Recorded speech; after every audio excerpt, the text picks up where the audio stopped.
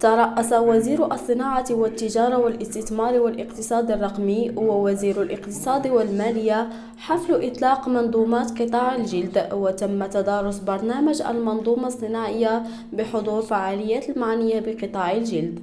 اليوم كنعيش واحد الحدث مهم جدا، وهو التوقيع ما بين الحكومة وبين القطاع الممثل لقطاع الجلد على واحد عقد برنامج الذي يندرج في إطار المنظومات الصناعية، واللي كيهدف إلى تنزيل المخطط التسريع الصناعي 2014-2020 اللي تقدم أمام جلالة الملك يوم 2 أفريل 2014.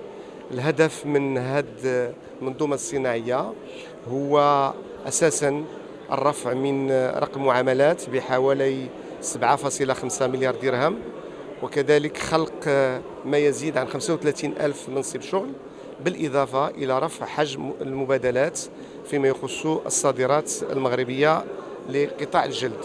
Aujourd'hui, une phase essentielle a été lancée parce qu'on va signer l'écosystème du cuir. Ça veut dire deux choses. Ça veut dire d'abord que le plan d'accélération industrielle a décidé de miser d'une manière importante sur cette industrie et, comme vous le savez, a connu une histoire au Maroc qui est très glorieuse, mais qui a eu une certaine baisse de régime, notamment durant les dernières années.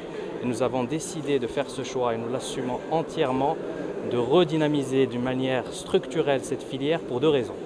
La première, parce que le contexte mondial a changé. On a des salaires, notamment en Chine, qui sont beaucoup plus élevés que ce qu'ils n'étaient, et donc le Maroc redevient compétitif. Il y a de nouveaux marchés qui se sont développés, les marchés européens, mais aussi les nouveaux marchés africains. Et la deuxième raison qui est essentielle, c'est que nous avons localisé la défaillance de ce secteur. Et parmi les défaillances, c'était la structuration de son tissu économique. تم توقيع اتفاقيات الأداء والتي جاءت بهدف الرفع من رقم المعاملات وكذا خلق أزيد من 35 ألف منصب شغل.